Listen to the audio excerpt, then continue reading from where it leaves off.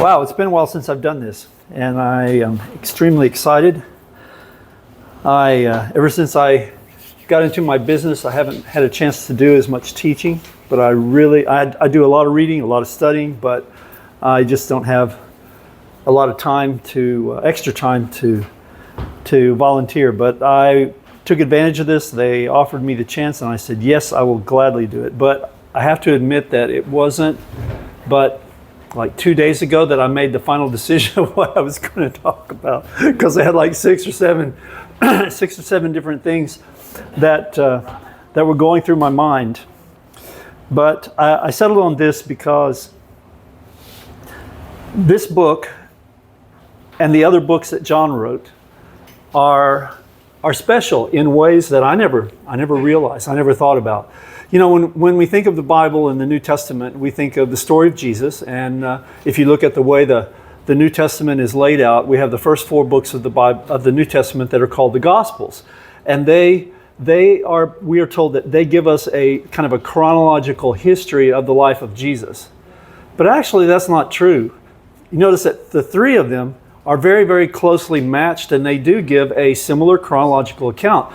But John is always, he just kind of sticks out there because it's not like that. He doesn't record the birth of Jesus. He doesn't record the early life of Jesus. He just gets into the teachings and starts talking about all these things and giving all these things that Jesus did. And yes, there are bits and pieces of John that match up with the story that we have in the 3 Gospels, but it's not the same kind of book. Well, if you look at the background behind the books of John, you will find that John wrote his books very, very, very late. In fact, most of the other apostles, maybe all the other apostles, were already dead, and he was exiled on an island, and this was near the close of the 1st century, and he's facing all these difficult challenges that he sees in the church, and there's nothing he can do about it because he can't go and visit, he can't go and check on things. The only thing he can do is write. And so he writes four letters. We have what we call the Gospel of John, and then we have the small books of 1 John, 2 John, and 3 John. All of these were written in this same historical context, and that's what I want to talk about. But before we get into that, I want to take a few steps back, and let's look at the Bible. There's a passage I want us to start with, and this passage is really going to guide us through the study of 1 John. It's Matthew chapter 7, verse 21 to 23. Now, you may have read this before, and you may have it memorized. It should be very familiar to those of you that study at the Bible Study Center and come to attend our assemblies and our seminars. Matthew 7, 21 to 23. Okay, this is Jesus speaking, and he is bringing up a subject, trying to get people to see something very, very important. Because, and see, the reason why we're talking about this is because this seminar really is not just a study of 1 John or a study of history. It is trying to explain what's happening today in the world around us. And I am here today as a person who's been a Christian for over 50 years. So in many ways, I can relate to everything that John says because I have been involved in full-time ministry, if you want to call it that, for most of my adult life. And I have been involved in all kinds of situations with regards to Christianity, religion, denominationalism, trying to help people to come to an understanding of truth, putting up with the battles of all the different forces of evil that exist in the world. Some evil that is obviously evil, some evil that appears to be good, angels of light, wolves in sheep's clothing, these kinds of things. And this is all the same kind of stuff that John was facing. And so that's one reason why when I read through this book, it's as if John is my coworker living in another city in the Philippines, and he's writing this to me, and it applies to me and the situation that I see every day just as much as it does to him during his time when he lived all those many years ago. So Matthew 7, 21 to 23, you're there now. Okay, so someone read it for me. I'll ask you to do that from time to time. Don't be ashamed. Just if you feel the urge, just read it. Go ahead. Sure. Not everyone who says to me, Lord, Lord, can enter the kingdom of heaven. Only the one who does the will of the Father who is in heaven.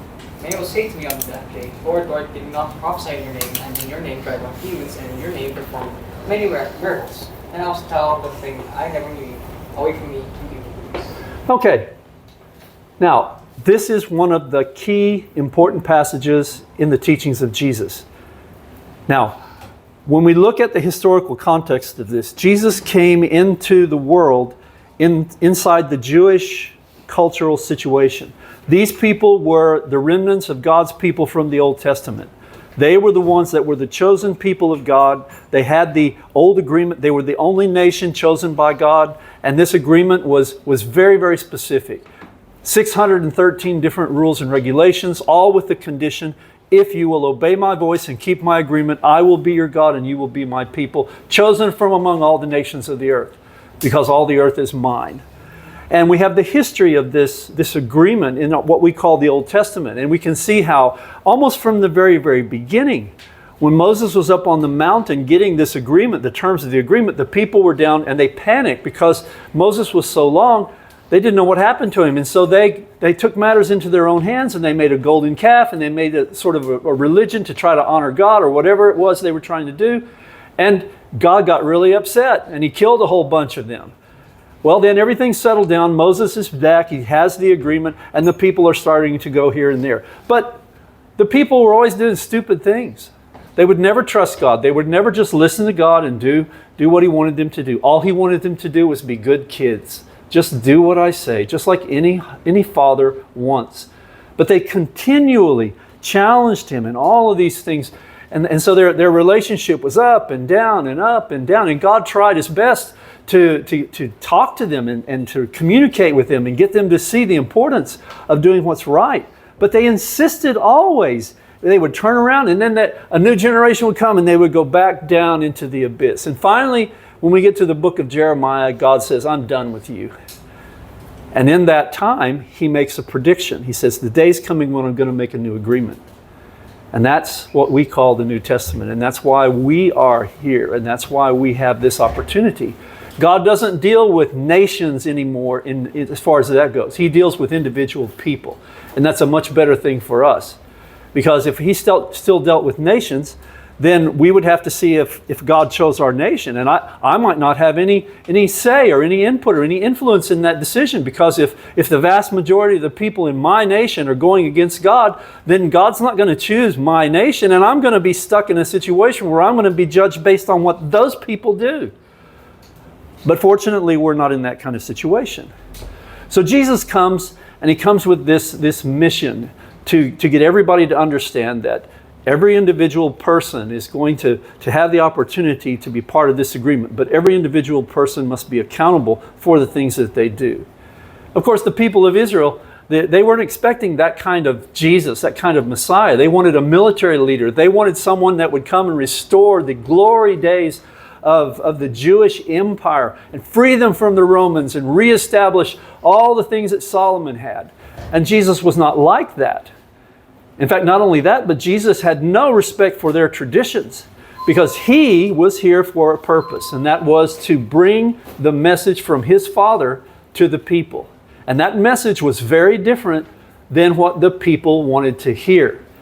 And so the religious leaders rejected him. They saw him as a threat. They plotted to kill him. They were always trying to do things for him. Jesus was very, very popular.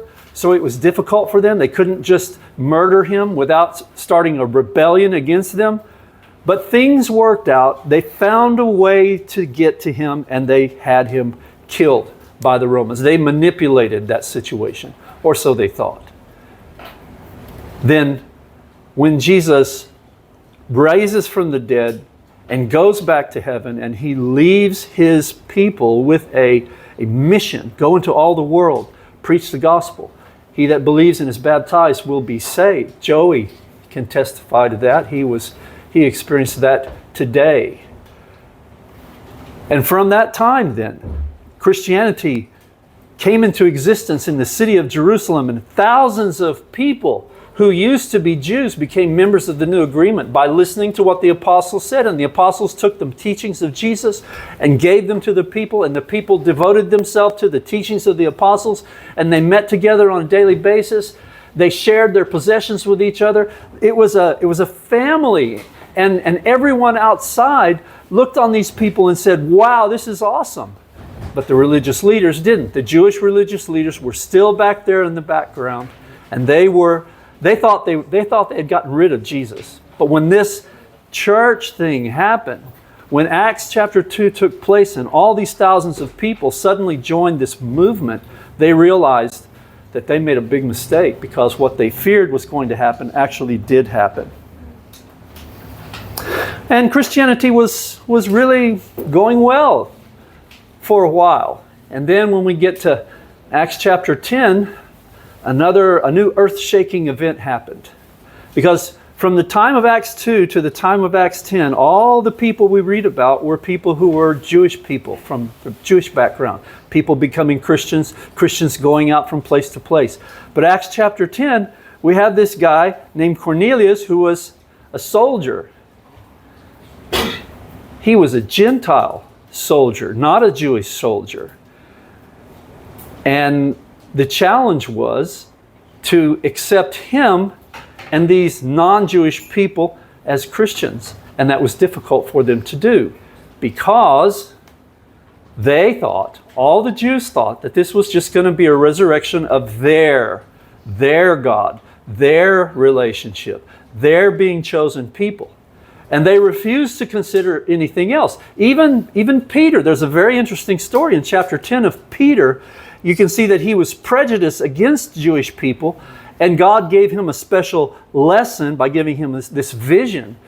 And in the end, Peter, he submitted to God. Cornelius became a Christian. But when Cornelius became a Christian, that started a very, very big time of difficulty in the church.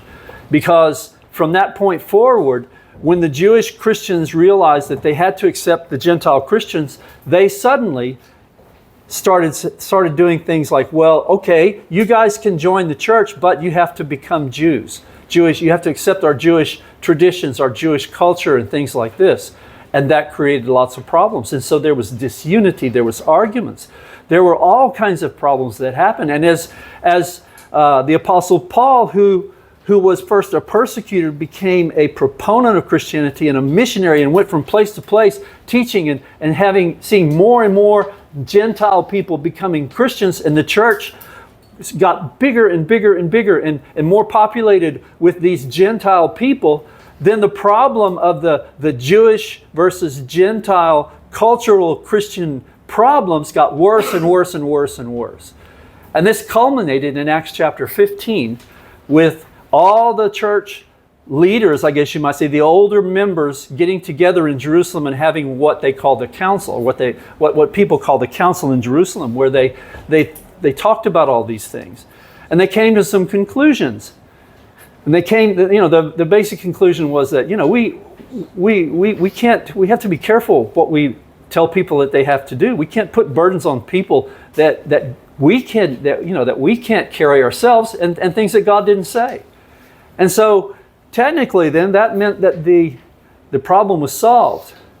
But we know it wasn't, because other problems came in. Because as the church spread to the Gentile areas, Gentile people had a much different historical background. They were educated people. They were enlightened people. They were thinkers. They were philosophers. They had all of this education and all this training to think and think and think.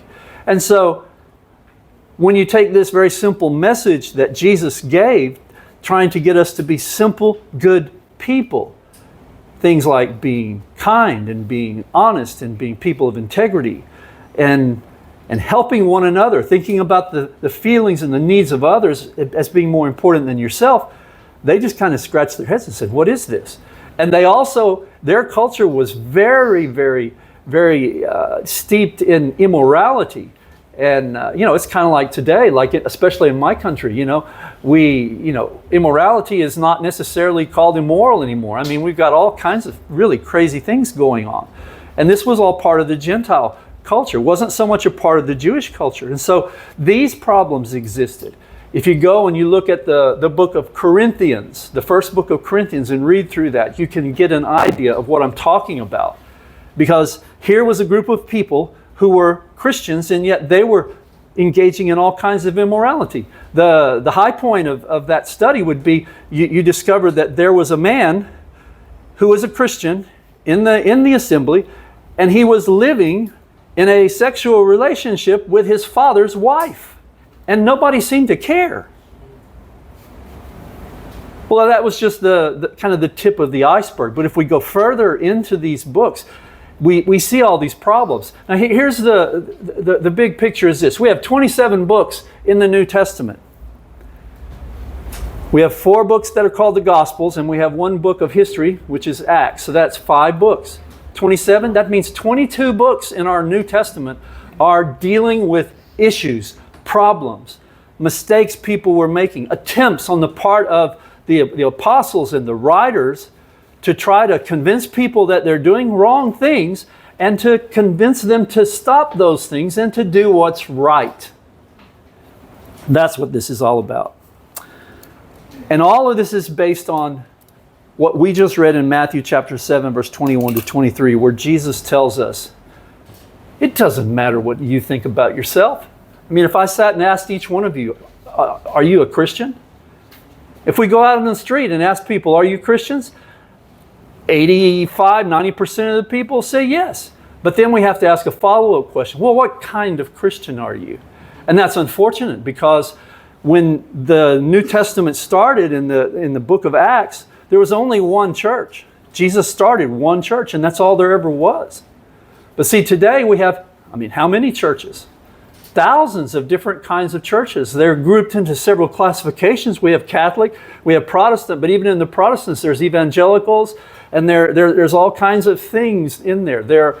And then inside of those areas, then there are individual groups that are based on the claims of individuals. There's a guy down in Davao City that thinks he's Jesus Christ. And you would think, well, that's crazy. Nobody would believe that. But there are 10, 15,000 people that are in his church. So obviously, people can be deceived into thinking things are true when they're really not. Now go back to Matthew 7, 21 to 23. Because Jesus gives us the key to the whole thing. The key to understanding truth is this.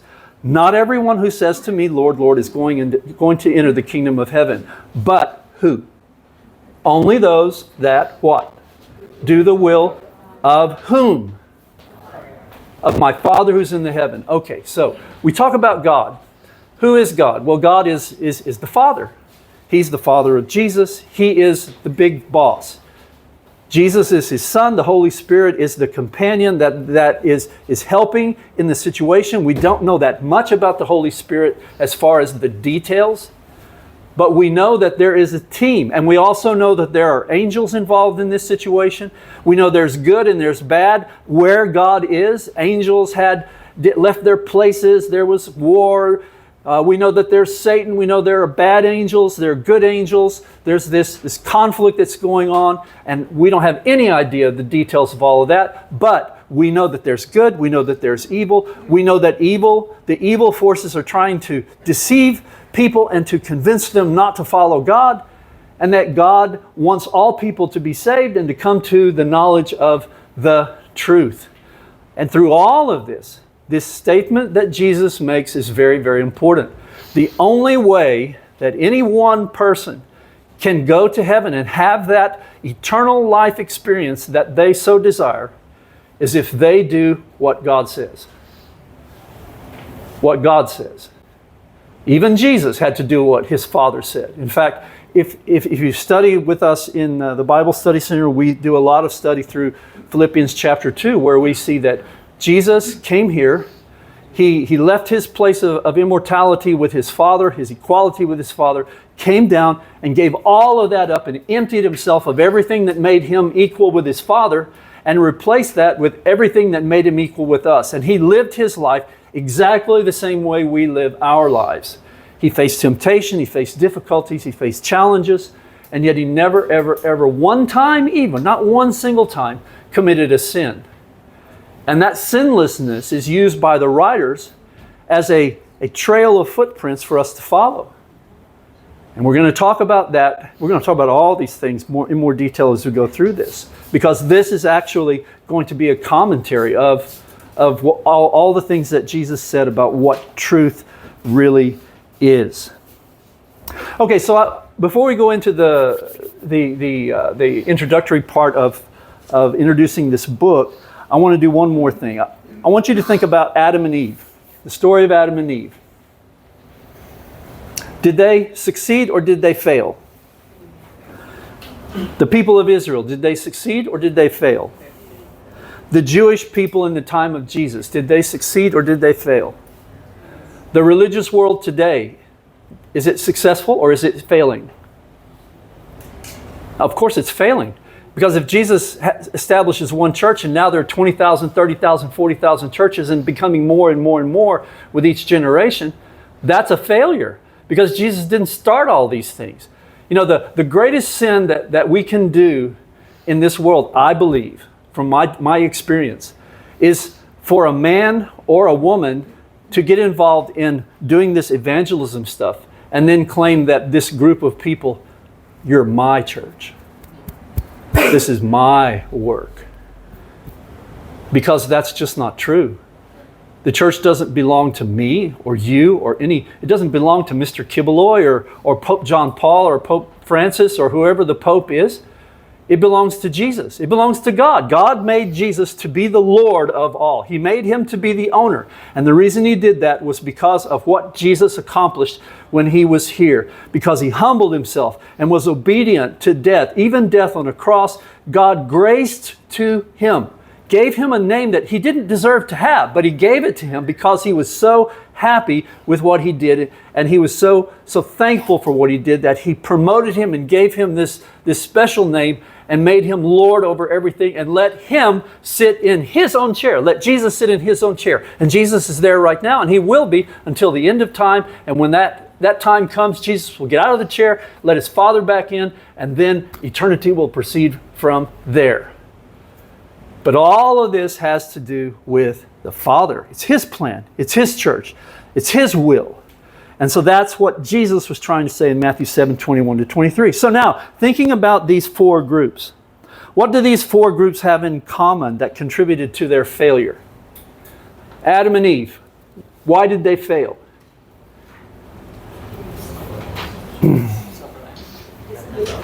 They disobeyed God. Why did they disobey God? Were they ignorant? Is it just that they didn't know what to do? Huh? Follow their own intuition. They followed their own intuition? You mean they were thinking about this and the thought just came to their mind, I don't think we should do what God says. We need to just, we need to think about it. Huh? They listened to somebody. Israel. Why did Israel fail? They listened to somebody other than God. They let influences other than God influence them. They looked at the other nations. We want to be like the other nations. They wanted to have a king like the other nations. They wanted God to be like the gods of the other nations. The people in the time of Jesus, why did they fail?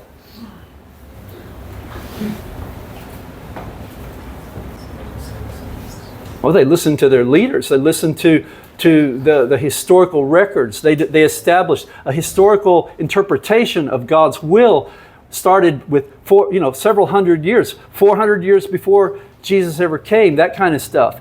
That's when things got really bad. It got bad because the leaders of the Jewish people started doing their own stuff. And so the subsequent generations got their information from the previous generation, and they established this long religious tradition of thinking in a certain way and doing things in a certain way.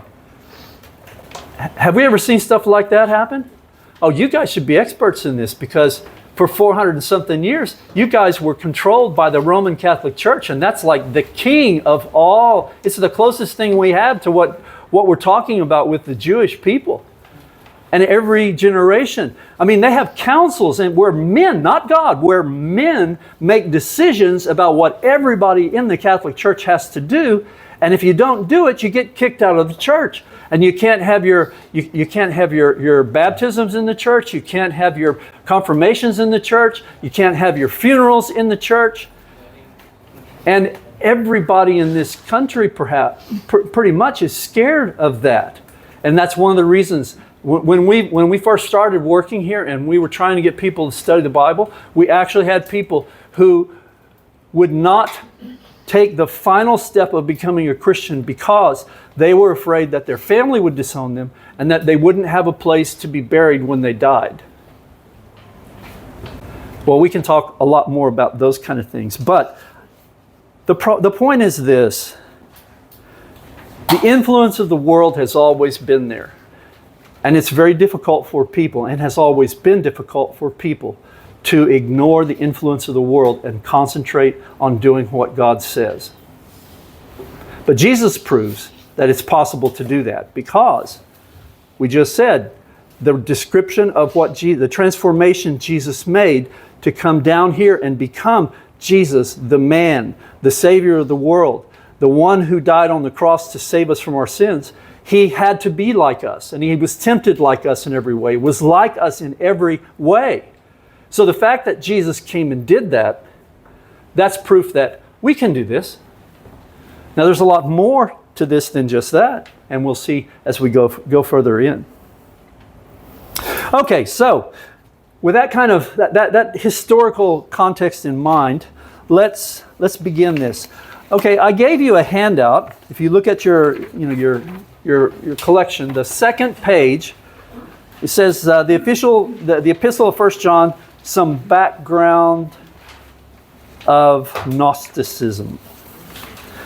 Now we're going to talk about some terms, and I'm going to try to explain this, because this all has to do with from the time when John wrote these things going forward into the future. Okay, we know that there were issues that caused division in New Testament Christianity. Again, I would recommend that you go to the book of Corinthians and read that. Another good one would be the book of Galatians and read that. And you can see the influences and the opinions of people were very, very, very powerful, and people were being confused, and people were being deceived, and people were believing and listening to influences that they shouldn't, and that these influences were getting the people to go away from what God said. And they knew what God said, because when they were taught about Christ, when they were taught about being a Christian and becoming a Christian, the people who taught them were sincere and dedicated workers of God. And they were told exactly what they needed to know and exactly what they needed to do. They were told the same things that Jesus taught when he was here on the earth. But as time went by, that wasn't good enough for people. And so they decided they wanted more. And so they began thinking. The Gentiles especially, when they considered their historical, their cultural background, especially their religious background, so many things about Christianity were different from what they had been used to and what they thought about when they thought about the idea of what is God. See, they had a concept that there are many gods, and there's a ranking of gods, and the different gods, you would go to different gods for different things that you wanted. And by the way, that same kind of situation exists in the Catholic Church, because they don't have the gods, but they have the saints. If you want a certain kind of thing, you go and pray to this saint. If you go to that saint, go to this saint. They have all the same kind of things. Instead of just dealing direct with the person that you have the relationship with, which is God. So, this word Gnosticism, where does this come from? Well, you don't see it in the scriptures. Gnosticism, it comes from a Greek word, the Greek word gnosis, which means knowledge. And that's just the basic word knowledge. But this term Gnosticism was applied later by historians when they look back at what happened during the time when John was writing this, and then the subsequent centuries, 2 centuries after that. Because what happened is that people who were Christians, who started out as Christians, became convinced that they were special, that there was more knowledge that was needed. And so they began to allow themselves to be influenced by their minds and the things in their minds. And as a result, they started coming to conclusions about Jesus, God, Christianity, that went completely against the teachings that they had received from the apostles. Now, I'm not going to go step by step through this, but I got this collection of quotations from several different works, and you can go through and read them. But basically, it's like this. One of the things that the Gnostics came up with is that Jesus wasn't a real person. And the basis for this was they came to this philosophical conclusion that the world is fleshly and it's evil, and God cannot inhabit that. So Jesus was going to come down. If Jesus was going to come down, he is divine. He is God. He can't have a human body because that would put him in the fleshly realm, and that just is not possible. So based on that premise, they decided, well, we as Christians, when we become Christians, we are no longer part of the physical world. We are part of the spirit world. And therefore, even though we have our physical bodies, our spirit is not part of this realm.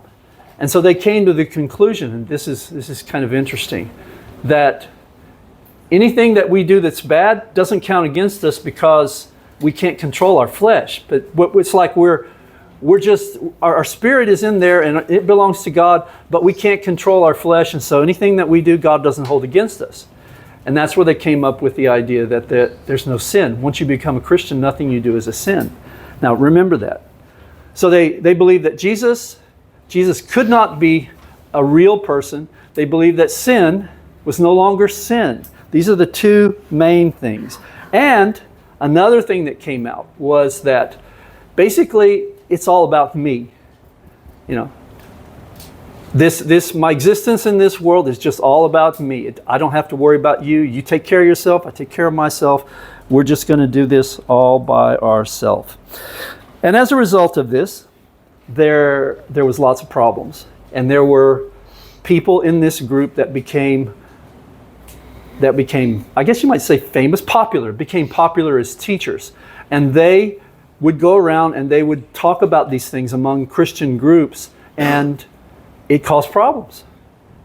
And so that's the reason why John is writing all of these things, because he's trying to combat against this. So the idea that Jesus was not real and that sin is not sin were the two basic things that you find with Gnosticism. And so when we go through this and we read through this book of 1 John, we're going to see this over and over again. So with that in mind, I'll let you look at that, and if you have any questions, we can talk about these questions tomorrow night. Now, I want to go and get into the text because we're going to go through the first section, which is the first 4 verses of this before we have our break. And it looks like I'm right on schedule. Okay. So if you could turn to 1 John chapter 1 and you look at the first 4 verses, it says, "That which was from the beginning, that which we heard, which we saw with our eyes, and which we felt or touched with our hands, concerning the word of life. And the life was revealed, or the life was made known, and we saw, and we are witnessing and reporting to you the life, that the eternal life, which was with the Father and was revealed to us." That's verse 1 and 2. "That which we have seen and we have heard, we are reporting also to you, so that also you might have partnership, fellowship, communion." The word in the original is the word where we get our communion, the idea of partnership with us. And the partnership, our partnership, is with the Father and with His Son, Jesus Christ. And we are writing these things so that our joy might be fulfilled. Okay, now there's some interesting things that you need to know. Remember, one of the key points of Gnosticism was that Jesus wasn't real. And you know what? I was watching, are you guys familiar with, oh goodness, what's his name? The guy that played in Lethal Weapon, the actor, American actor, Australian actor actually. Mel Gibson. Yeah, Mel Gibson. He's done some religious movies. He did like The Passion, did that thing in Aramaic and stuff. Well, he's got a new line he's going through. And he just made a statement a few days ago that Jesus wasn't really a person. Now, that's what these guys were saying. And it's crazy how history will repeat itself. So what is John saying here? Well, in your translation it says that which we heard and that which we saw with our own eyes. The word the form of the word he uses in the text, it's emphatic. He's talking about something that happened in the past. See, he's referring to the time when Jesus was alive on the earth, because Jesus is not alive on the earth when he's writing this. John is on an island, isolated, but he's trying to get across to these people, don't listen to what these guys are saying when they say Jesus wasn't real. I can tell you he was real. How do I know he was real? Because I heard what he said. And I saw him. But then the next thing it says that we saw him. It's another word for see, but this next word is more the idea of it's theaomai, which is like a spectator. You think about this. You know, John and the other apostles had times where they sat with Jesus alone in a little gathering, and he talked to them, and they talked to him, and that's what he's talking about when he says we saw, we heard, we touched with our hands. They were with him. But they were also with Jesus when he was on the hillside talking to thousands of people. And they're just sitting there watching him and watching this whole situation, just like watching a movie or watching a theater. And he's talking about that. He's making reference to all of that right here. So they saw him, they touched him, they felt, and our hands felt and touched concerning the word of truth. And the word of life here that he mentions, concerning the word of life, not truth, sorry. If you go back to the book of John, the big one, and you look at his introduction, in the beginning was the Word, and the Word was with God, and the Word was God. He was there in the beginning with God, and everything was made by him. Nothing was made that was not made by him. And it goes on and on and on and on. And then in verse 14 of chapter 1, it says, and the Word became flesh and lived among us, and we saw his glory as of the only Son from the Father. And from that, we see that John was using the word to refer to Jesus. Now, why is he using this cryptic language? Well, you have to remember, if you look at Gnosticism was really focused on knowledge. Knowledge comes from words. Knowledge comes from teaching, statements, thoughts, these kinds of things.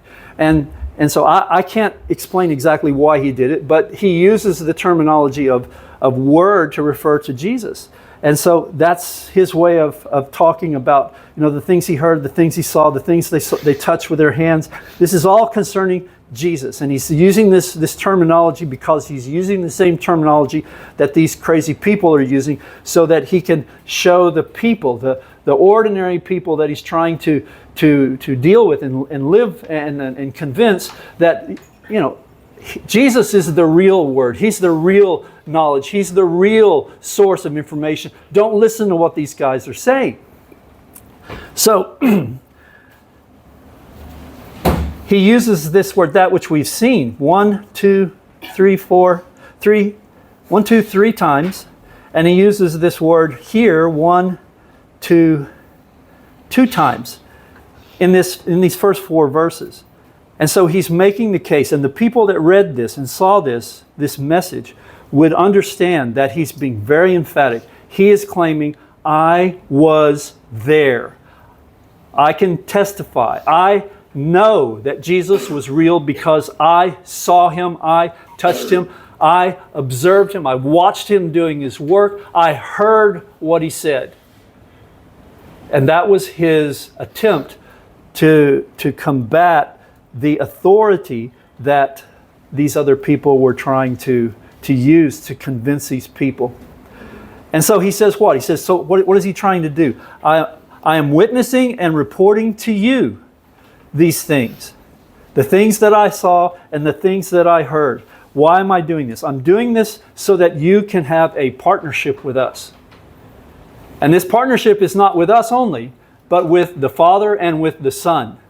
So he's reaching out to these people and he's trying to convince them to not listen to these influences, but to listen to him because he is an authority. And it may well be that he's the only living apostle at that time.